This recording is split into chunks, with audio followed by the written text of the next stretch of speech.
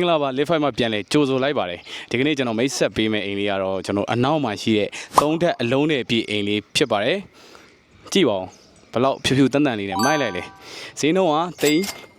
29,900နဲ့ဈေးဖွင့်ထားပါတယ်ဆိုတော့အခန်းဆိုရင်ကျွန်တော်တို့5 master bedroom ရှိတယ်အဲကွန်နေကတော့အခန်းတိုင်းအပြည့်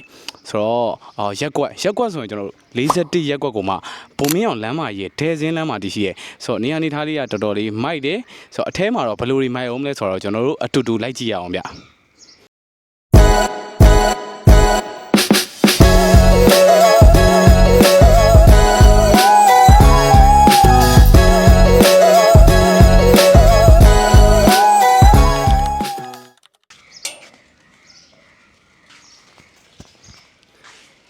ကျွန်တော်မေ့ခဲ့လို့အလှည့်ရတော့ကျွန်တော်တို့တောင်ဘက်လှည့်ဖြစ်ပါတယ်ဆိုတော့ channel ကိုဝင်လိုက်ပြီဆိုတော့ねကျွန်တော်အခန်းကားဆိုရင်ကျွန်တော်3စီးလောက်ကောင်းကောင်းရက်လို့ရတဲ့အနေထားကိုကြဲကြဲဝန်းရက်လို့ရတဲ့အနေထားကိုမြင်တွေ့ရပါတယ်ဆိုတော့အိမ်ထဲကိုတစ်ချက်ဝင်ကြည့်ပါမယ်ကဲဝင်ချင်းကျွန်တော်မြင်ရတော့ smart door lock ဆိုတော့ main door ကိုကျွန်တော် smart door lock နဲ့အသုံးပြုထားတယ်ဒါကတော့ကျွန်တော်တို့ air gun area ပါ living room area ဆိုတော့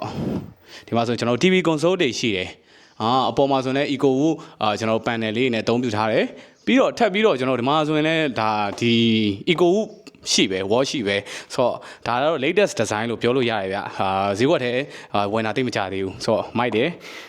ကဲဆက်ကြည့်အောင်နော်ဒီမှာဆိုကျွန်တော်တို့တကားပေါက်အသေးလေးပါတယ်ဆိုတော့ဒါကကျွန်တော်တို့ကားပါကင်ရရင်ဓာတ်ရိုက်ကျွန်တော် go down နေရရင် crash ရရင်ဝင်လို့ရတဲ့တကားပေါက်ပါတယ်โอเคဒီမှာနောက်တကားပေါက်ဘာလဲတော့မသိဘူးကျွန်တော်ကြည့်မယ်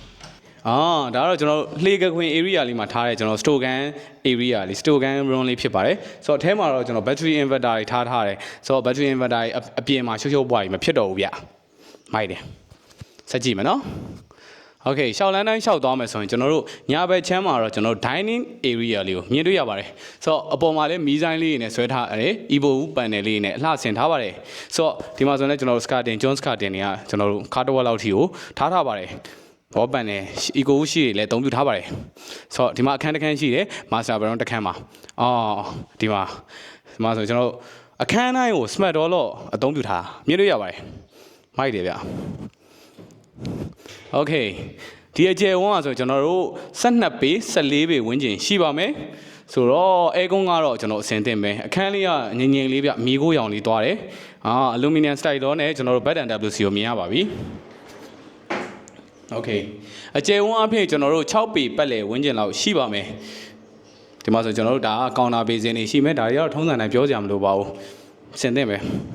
โอเคဆက်သွားမယ်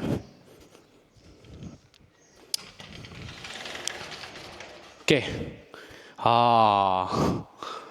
မိုက်တယ်ဗျဒီခန်းလေးတော့ကြိုက်တယ်ဆိုတော့ kitchen လေးကအပြရောင်မိုးပြရောင်လေးပေါ့အောက်မှာဆိုရင်ကျွန်တော်မာပဲနှစ်ပေပတ်လေကြောက်ကြွေပြားတွေအသုံးပြုထားတယ်ပြီးတော့မိုးပြရောင်လေးနဲ့အခန်းလေးကဆိုလင်းလင်းထင်းထင်းလေးနဲ့စိတ်ကိုအေးချမ်းသွားစေရဗျဒီမှာဆိုကျွန်တော်တို့ကျွန်တော် kitchen cabinet တွေဆိုရင်အပေါ်အောက်ထည့်ထားတယ်ဘေးစင်တွေဆိုရင်ကျွန်တော်တို့အစုံလင်ပါတယ်ဒီမှာကျွန်တော် exhaust fan ဆိုရင်လည်းဒါ latest design လို့ပြောလို့ရတယ်ကျွန်တော်မမြင်ဘူးသေးဘူးဈေးကွက်ထဲမှာဆိုတော့မိုက်တယ်ဗျဒီမှာဆိုရင် bathing oven တွေကျွန်တော် electric cooktop တွေအကုန်လုံး ready to use ပဲဗျကဲဒီမှာအခန်းတစ်ခန်းရှိရနော် okay ဒါတော့ကျွန်တော်တို့ main room သို့မဟုတ် store room အသုံးပြုလို့ရတဲ့အခန်းလေးပါဒီအခန်းဆိုရင်ကျွန်တော်တို့10ပေ9ပေ9ပေဝန်းကျင်လောက်ရှိရဗျဒါ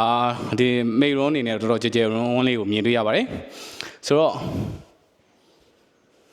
ဒီဘက်ဆက်သွားမယ်ဆိုရင်ကျွန်တော်တို့ laundry area ရှိတယ်ဒီဘက်မှာဆိုရင်လည်း refrigerator ဆိုရင်လည်းကျွန်တော်တို့အလုံးတဲ့အပြည့်ပေါ့နော်နောက်ပိုင်းဆိုရင်အကြီးတွေလာတယ်လေအဲ့တော့ကြဲကြဲဝန်းလုပ်လို့ရအောင်ကျွန်တော်ထားတယ်ဆိုတော့ဒီမှာဆိုရင်လည်း laundry area မှာလည်းအပေါ်မှာ cabinet တွေရှိတယ်ဆိုတော့ပစ္စည်းတွေသိမ်းမယ်ဆိုရင်လည်းအကုန်လုံးအဆင်သင့်ပဲမိုက်တယ်ကဲဒါမှဆက်သွားမယ်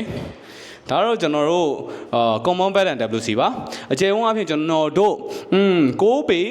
4ပေဝန်းကျင်ရှိပါတယ်ဆိုတော့ဒီတက်လေးကတော့နည်းနည်းကျင်းတယ်ဒါပေမဲ့အရှိကျဲတဲ့အတွက်လုံလောက်ရှိပါတယ်မိုက်တယ်ဗျဒါတော့အနောက်ကိုထွက်လို့ရတဲ့တကားပေါက်ကျွန်တော်တော့မပြတော့ဘူးနောက်မှာ3ပေလောက်တော့မြေဖို့ကျန်ပါတယ်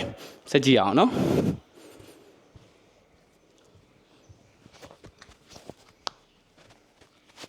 ကဲကျွန်တော်တို့အပေါ်တက်ပါပြီ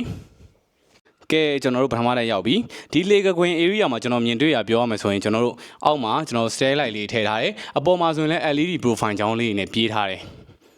Okay ကျွန်တော်တို့ပထမတက်ကိုဆက်ကြည့်မယ်ဒါကျွန်တော်တို့ living room လုံးမလားကျွန်တော်တို့second sorry second living room လုံးမလားဒါမှမဟုတ်ဖျားခန်းလုံးမလားပေါ့နော်ဒါမှမဟုတ်တစ်ဖက်တစ်ချက်စီထားမယ်ဆိုရင်လည်းတော်တော်ကြည်ကြဲဝန်း space ကိုမြင်ရတယ်ပြီးတော့ lighting ဆိုရင်လည်းကျွန်တော်တို့အပြည့်ပတ်ပတ်လေကကျွန်တော်တို့ဒီမှာ aluminum slide door တွေရော window တွေရောအကုန်လုံးအပြည့်ထည့်ထားတဲ့အတွက် lighting ကတော်တော်ကောင်းကောင်းလေးကိုမြင်ရပါတယ်ဆိုတော့ဒီမှာဆိုရင်ကျွန်တော်တို့အပြင်ကိုထွက်လို့ရမယ်ကျွန်တော်တို့တကားပေါ့ slide door ဆိုရင်အကျယ်ကြီးပဲဒါပြီးတော့ဒီမှာဆိုရင်ကျွန်တော်ချင်းလုံးစကားပါပါတယ်ကျွန်တော်တို့တကားလေးဖွင့်ထားပြီးတော့ချင်းမဝင်ခြင်းနဲ့ချင်းလုံးစကားလေးနဲ့ပိတ်ထားရုံပဲမိုက်တယ်ကဲဒီမှာကျွန်တော်တို့အပေါ်တက် runner လေးဆိုတော့အကျယ်ဝန်းကလည်းအကျယ်ကြီးပဲဆိုတော့မိုက်တယ်ဗျ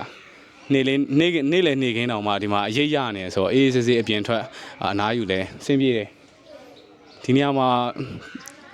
တက်ပြီးရင်လည်းမိုက်တယ်ဗျတော်တော်မိုက်တယ်ဆက်ကြည့်အောင်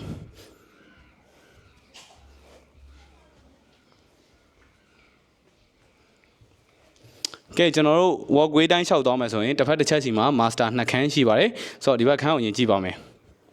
okay ခုနကကျွန်တော်ပြောတဲ့အတိုင်းအခန်းတိုင်းစီမှာကျွန်တော် smart door နဲ့အသုံးပြုထားတာမြင်တွေ့ရပါတယ်ဒါတော့ကျွန်တော်တို့ second master bedroomတော်တော်ကြဲလေးကိုမြင်ရတယ်ဗျပေ20ကျွန်တော်တို့73ပေ14ပေဝန်းကျင်လောက်ရှိတယ်ဆိုတော့ master bedroom ကိုကြဲဝန်းကြိုက်တဲ့လူတွေအတွက်အဆင်ပြေတယ်ဒါတော့ကျွန်တော်တို့ bed and WC bed and WC ဆိုရင်ကြည်အောင်10ပေပတ်လေလောက်ကိုရှိတယ်ဗျတော်တော်ကြဲလေးမြင်ရတယ်ဒီမှာ bed up လည်းပါပြီးသားအေးစေးရေးစိမ်မယ်အနားယူမယ် share ပဲကဲကျွန်တော်ဆက်ကြည့်မယ်နော်ကဲကျွန်တော်တို့ဒါ3ခန်းမြောက် master bedroom okay အကျယ်ဝန်းကတော့ခုနအတိုင်းပဲကိုရှိတယ်ပေ20ကျွန်တော်တို့73ပေ14ပေဝန်းကျင်လောက်ရှိတယ်ဗျတော်တော်ကြဲလေးကိုမြင်ရပါတယ်ဆိုတော့ဒီမှာဆိုရင်လည်းကျွန်တော် bed and WC okay ဒီမှာလည်းခုနအနီးပါးကိုကျယ်တယ်ဗျဆိုတော့10ပေ10ပေဝန်းကျင်လောက်ရှိတယ်ဘတ်up တွေကလည်းတခါတည်းဘေးတင်ပါပြီးသားဆိုတော့ကောင်တာဘေးစင်တွေရောအကုန်လုံး ready to use ပဲမိုက်တယ်ကဲကျွန်တော်တို့ပထမတက်တော့စုံသွားပြီဆိုတော့အပေါ်ဆုံးတက်ထပ်ကြည့်မယ်နော်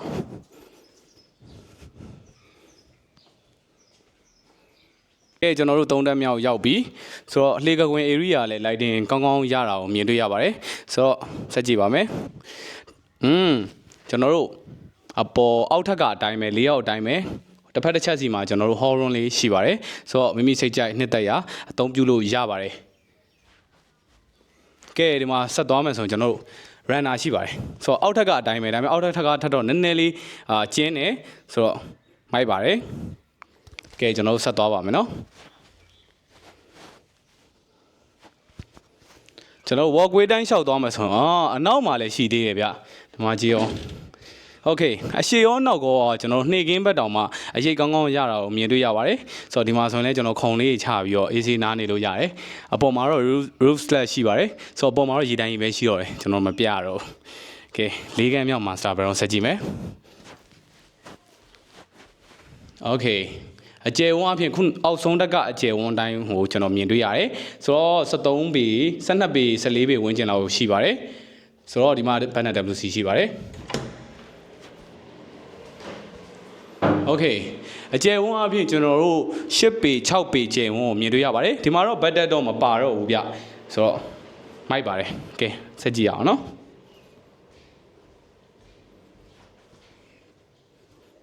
ဒါကတော့ကျွန်တော်9ခန်းမြောက် master bedroom မှာဒါကတော့ကျွန်တော်အောက်ထက်ကအကျယ်ဝန်းအတိုင်းရှိမယ်ပေ20 73ပေ14ပေဝန်းကျင်လောက်ရှိပါတယ်အခန်းကတော့ air con ကတော့အကုန်လုံး ready to use ပဲ okay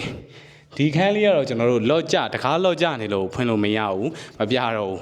လိုချင်တယ်ဆိုတော့ကျွန်တော်ချက်ပေါက်မှာကျွန်တော်လာမေးပါ client ကျွန်တော်တောင်းပြီးတော့ပြပေးပါမယ်